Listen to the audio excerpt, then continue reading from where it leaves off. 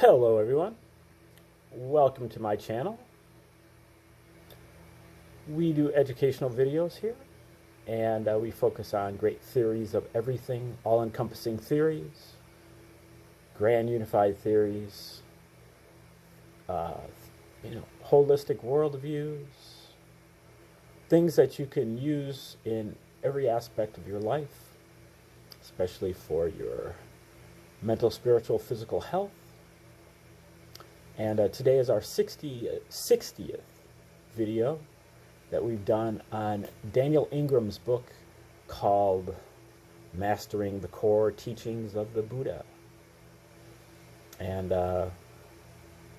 this is, to me, not a book on religion, but it's really a book on science. It is reproducible experiments that are called meditations, and that you can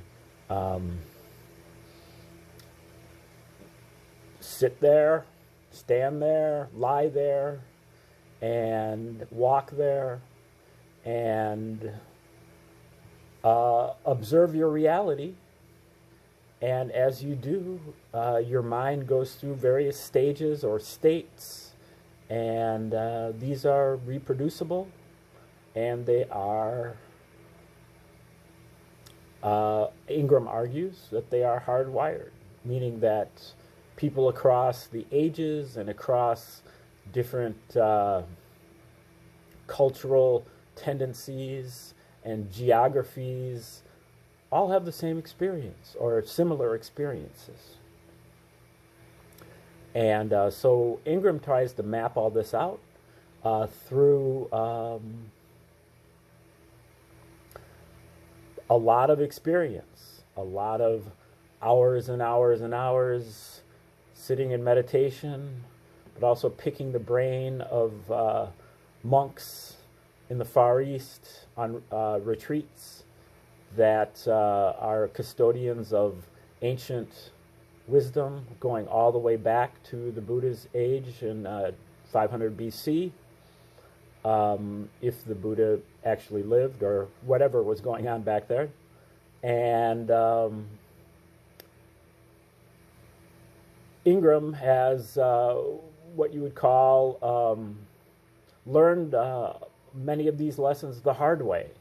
And he's trying to spare you from having to do the same by putting it on a silver platter for you so that you still have to do the work, but you might be able to avoid a lot of the pitfalls that he went through over the last 30 plus years that he's been at this. And we are in chapter 36, I believe 37, I think, maybe. And it's about models, the different models of, in this case, these are models of awakening.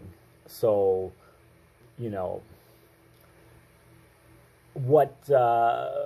how many times you go through the different cycles of the stages of insight before you are enlightened, or, whatever terms that are being used. So we're about to start a section here that is called Models That Are Mostly Unhelpful.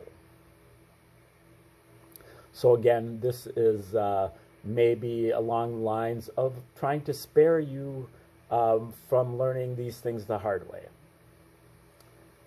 Spare me, too. Now I am going to present multiple models of awakening that I largely don't like, and I will explain why I don't like each one as they come up. Most of these models are too simple and unsophisticated to detail the wide variety of what we naturally find in the wild jungle of meditators. We may, of course, forgive the various creators of these models for speaking out from the perspective of their own time, place, culture, practice, goals for developing the model, and limitations. I will assume they were all doing their best with what they had. Still, I care most about contemporary utility. So that is the filter I will apply when explaining and critiquing them.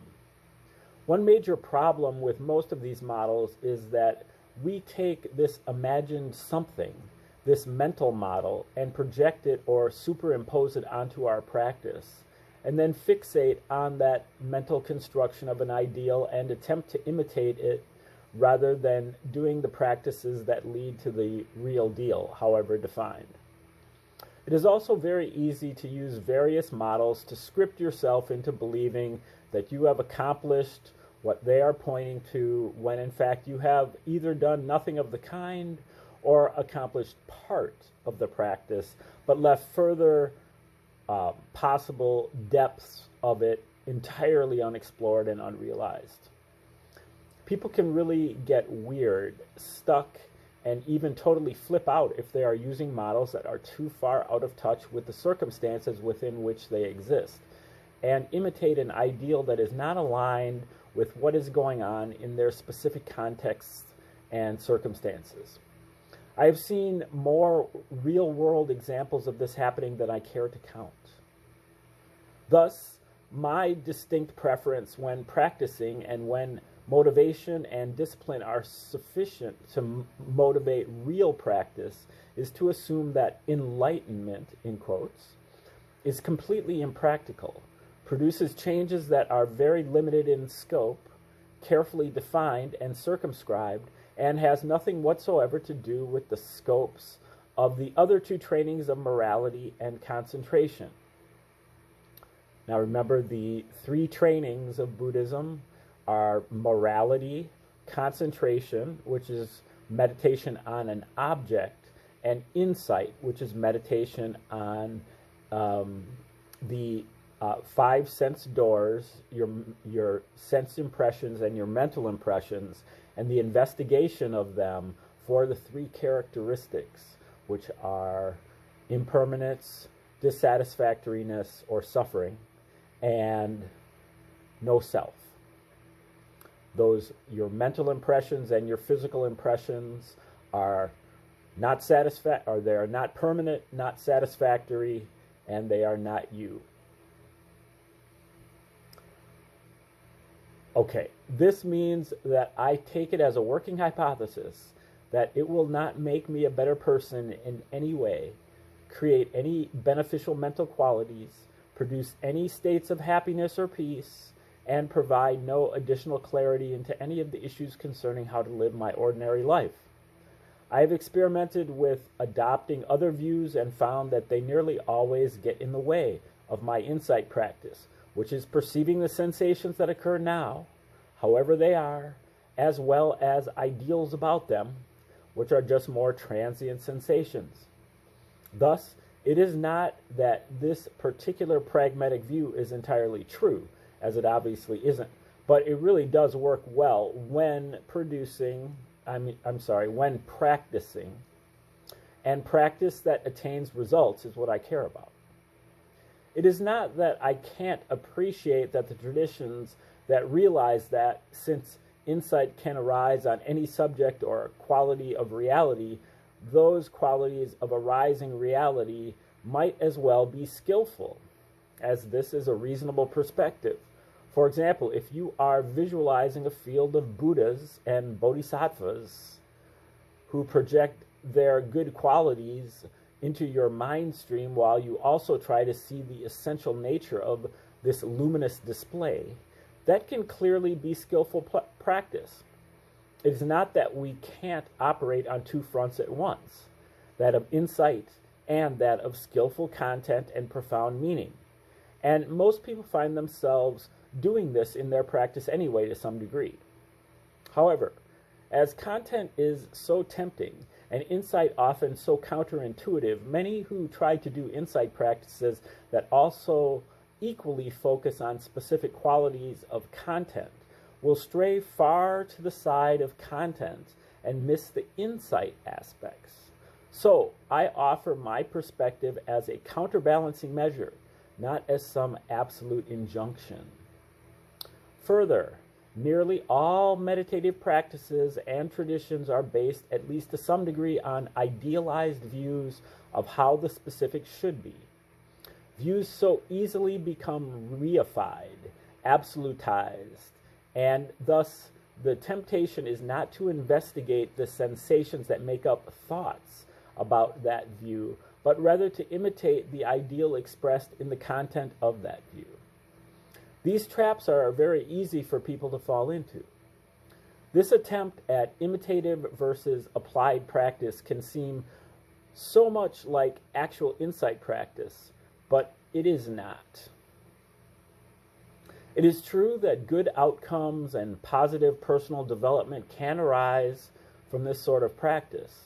So it is not that I am criticizing those who focus primarily on positive qualities, meaning and high ideals regarding the specifics of their lives, but I am instead stating that many will miss what is more fundamental than these skillful emphases. I realize that I am probably not doing a good job of advertising awakening here, particularly following my descriptions of the dark night. The first volume of this book stopped there and said basically, good point. My thesis is that those who must find it will, regardless of how it is advertised.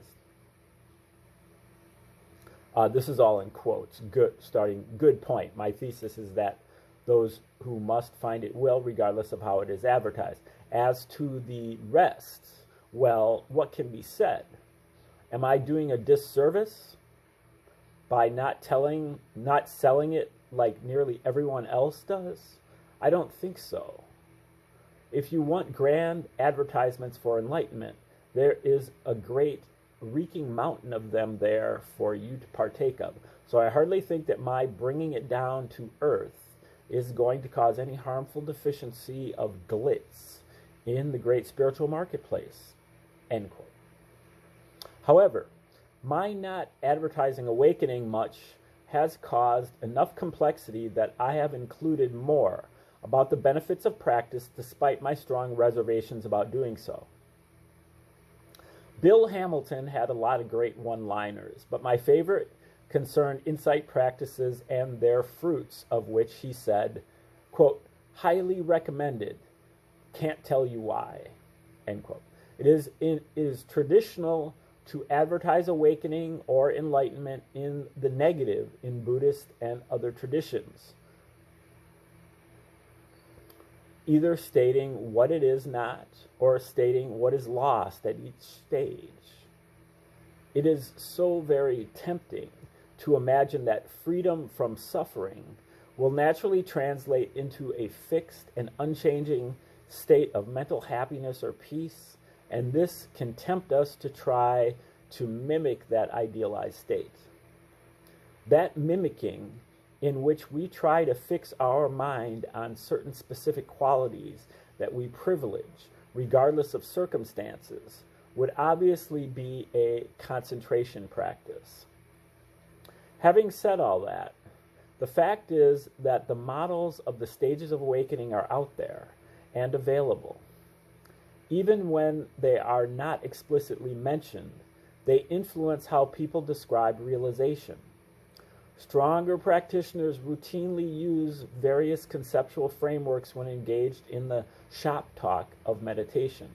Scientists are starting to try to figure out how to use various models to put people into categories that make for meaningful, contrasting studies by various measures, from behavioral studies to studies using data collected with instruments such as fMRIs and EEGs. But unfortunately, much of what they have to work with is far less than optimal. Thus, I have decided to try to work with some of the traditional problematic models so that they might be used in ways that help rather than harm. This is more difficult than you might think, and as reality testing with the first volume, or the first edition, has shown, routinely backfires. There are days I wish the terminology for awakening didn't exist. The models didn't exist, and the whole process was largely unknown to the ordinary person so that it would be less mythologized and aggrandized. thereby making conversations about it more down to earth and less triggering. I wish we could start over, strip away all the mythical trappings and alienating cultural elements, create simple, clear terms, and move on. The longer I do this, the more I appreciate why some of my teachers wouldn't talk about or use models at all in any explicit or defined way that I could tell. But I will bet, being humans with brains that can't help but thinking in patterns and reductive terms, that they had models they used to evaluate students' practices even if they didn't credit those models. There are other days when I think that at least people know it might be possible, even if most of what has been said about it is pretty fantasy-based. My greatest dream is that the current generation of accomplished and semi-accomplished teachers will go far out of their way to correct the descriptive errors and false promises of the past and lay the groundwork for the perpetuation of these reforms despite the economic and social pressures to do otherwise. One of the issues restricting reform is that unfortunately only a few have gone far enough to see how the majority of the golden dreams of awakening do not hold up to reality testing, and most have not seen the true, deep, and amazing benefits of correct practice. Another thing holding this back is that putting oneself on an artificial pedestal based on promising false hopes and dreams can be rewarding in many ways. One way or another, the number of voices trying to bring things back in line with what can actually be done is minuscule compared to the forces that want to make it into something so grand and thus largely unattainable, yet paradoxically quite marketable. Before I get too far into the details, I should explain that the most essential principle I wish to drive home is that this is it, meaning that this moment's sensations contain truth. Any model that tries to drive a wedge between the specifics of what is happening in your world right now and what awakening entails needs to be considered with great pragmatic skepticism. With the simple exception of clearly perceiving sensations occurring now and seeing through the illusion of a separate, continuous individual, nearly all remaining dreams related to awakening, however beautiful, are problematic to some degree. This basic principle of this is it is essential to practice, and it focuses attention on the here and now and happens to be true. Back to the complexities. The mental models we use when on the spiritual path can leave a profound effect on their journey and its outcome.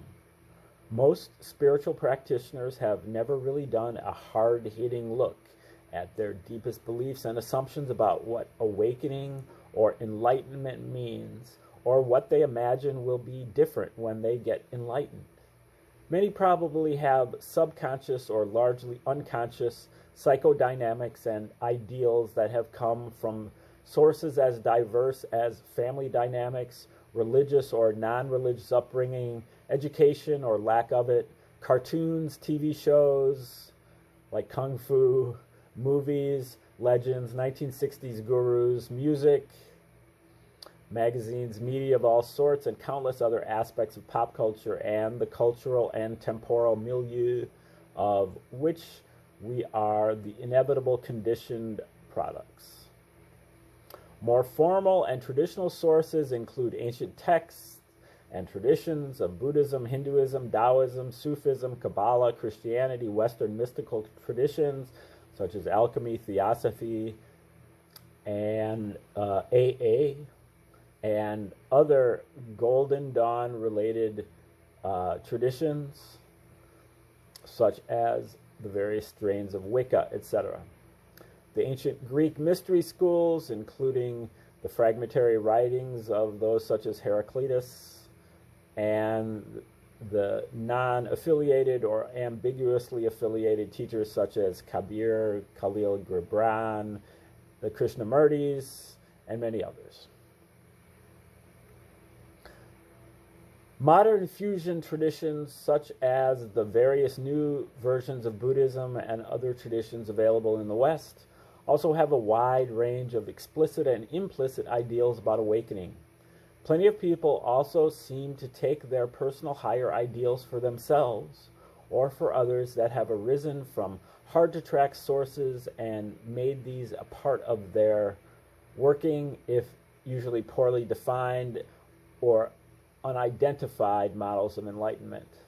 There is also a strong tradition in the West of believing that awakening involves perfecting ourselves in some psychological sense, though this is also prominent in certain Eastern and traditional models as well in slightly different forms. This trend also makes attempts at the scientific study of these mental transformations very difficult, as just attempting to explain what has changed so often gets lost in large amounts of cultural baggage.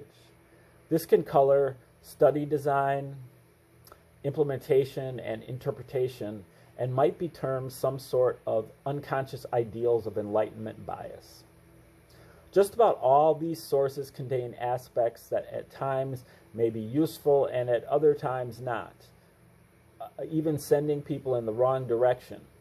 It is hard not to be inspired by grand visions and how amazing we might become, chasing after the various archetypal masters, legendary examples of excellence.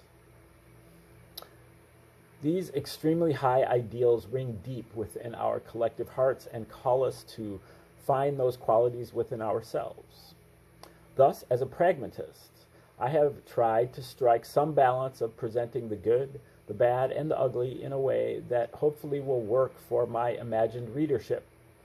Here, work means facilitate results producing practice, producing together. Facilitate results producing practice. And you as actual readers will have to figure out for yourselves whether any of my ways of presenting it does that. If not, you will have to figure out where you can find such practice, as it is entirely possible that my way of presenting this material may not work for you, or that it does not achieve that balance of reality-based models that yet speak to something deep in your own makeup and thus compel you to realize your own potential as a wise and compassionate person. To take on the models of the stages of awakening is a daunting task, but by breaking it down into simplified categories, some discussion of the mass of dogma of varying relevance and veracity is possible. The number of contradictions that can be found, even within each specific tradition on the subject, is much larger than I think most people imagine. For instance, those who attempt a systematic review of the dogmas of awakening within the Pali Canon will find themselves tangled in a mass of widely divergent doctrines, myths, stories, and ideals, and this is only one tradition. Attempting to do this across the various Buddhist traditions leads to endless chaos, and attempting to do so across the rest of the world's meditative traditions gets almost impossible, as the range of ideals out there is vast. I will use simple, broadly applicable models and discuss specific models that come from some of the more standard Buddhist traditions, and try to relate these to reality. In the end, relating them to reality or throwing them all out the window is part of the practice, and that falls to you. One of my favorite teachers was from a Thai forest lineage and was at the very far end of the throw the maps out the window school. I consider this attempt to make sense of the models to be just one addition to an old and ongoing tradition of attempting to reform the dogma and bring it back in line with veritable truths, albeit one that is more specific and comprehensive than any I have found. Each new culture, place, time, and situation seems to need to do this again and again, as the forces within us and society that work to promote models that are out of touch with the truth of things are powerful and perennial, with money, power, fame, ideals of endless bliss and pleasure, the enticing draw of the ideals of self-perfection, and the pernicious inertia of calcified or unquestioned tradition being chief among them. In that same vein, this chapter is very much a situation in which I explicitly claim a very high level of realization, right as if what I have achieved is sufficient authority to write a chapter such as this one, and then present it as if this is a definitive text on the subject, enough to contradict significant portions of 2,500 years of tradition and the teachings and writings of countless previous and current commentators. The previous versions of this book contained the line, quote, "While it is hard from my current vantage point to not believe this to be true, anyone with sense will read this chapter with appropriate skepticism, and this, as I see it, is one of the strengths of properly applied Buddhism and rational thought in general," end quote. That line needs revision, and explicit revision that compares it to the previous version. Here is something that I think is better than what I wrote before, and one day perhaps I will think this is wrong and write something else. From this current vantage point, I see an extremely broad range of various beneficial mental modifications that people have managed to accomplish, and they do not all look the same. Some upgrades occur out of the standard sequence that I would typically expect. Some practitioners seem to skip steps and go straight to perceptual modifications and upgrades that have surprised me. Some have suddenly lost previously available abilities after they managed to accomplish some interesting shift. There are further complexities that I will try to touch on as we go. So take these models with a grain of salt. They are models, and reality, particularly the reality of the mind and perception, is very, very complicated. I do think there are some essential truths that people can realize for themselves with a fair degree of predictability, but within that, there is a whole lot of variability about the specifics. The Buddha asked people not to take his word at face value, but instead do the experiment and see if they come to the same conclusions. I recommend the same. If you achieve something beyond what I state is possible, more power to you, and please let me know how you did it. I would feel real regret if this work in any way hindered another from achieving his or her fullest human potential. I am always looking for practices and concepts that are useful. While there is not much new under the sun, there are a few things on occasion that are. And if something you did worked to accomplish something beyond what is currently available and known, you should test it out for a while, and if it still performs as you think it does, let someone know. Finally, to the models. Here is a list of the basic categories of models that I use, though most traditions contain a mix of most or all of these. There are probably other aspects of the dreams of enlightenment that I have failed to address, but this list should cover most of the basic ones. I look at each of these as representing some axis of development, and basically all of them are good axes to work on regardless of what they have to do with enlightenment. That said, from what I have already written, it will not be hard to pick out my favorites. These are components that are typically put together to form more complex traditional models, but looking at these specific parts of these compound models allows us to really get to the nitty-gritty of each of the more complex models. Okay, now this is a little bit difficult to read. Uh, sometimes when this when he does type in bold, it doesn't come through exactly right. And the first thing says something models. I thought it originally said stability, but it might say duality. Let's see. Some kind of duality or stability models involve eliminating or seeing through the sense that there is a fundamentally separate and continuous center point. Agent, controller, watcher, doer, perceiver, subject, self, observer, or similar entity.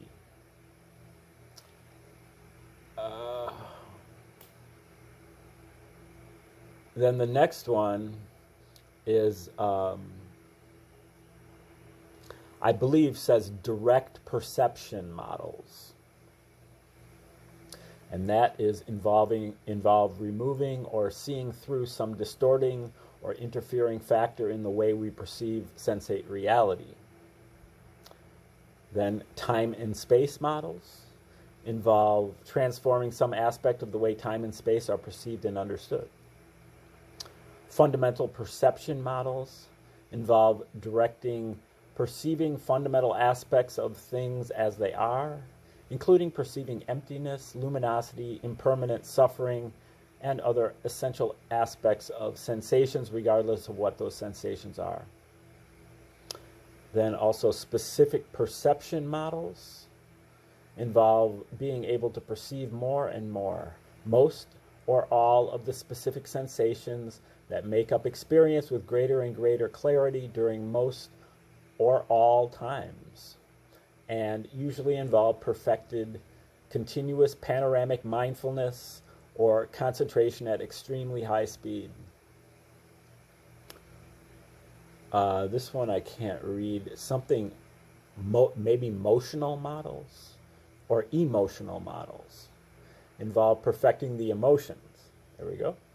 Limiting the emotional range, usually involving eliminating things such as desire, greed, hatred, confusion, delusion, and the like, and or eliminating emotions entirely. Looks like he's got a hell of a lot more models here. So I think we're going to stop right there, and we will start over, or start with more of these models tomorrow, leaving off with the emotional models. And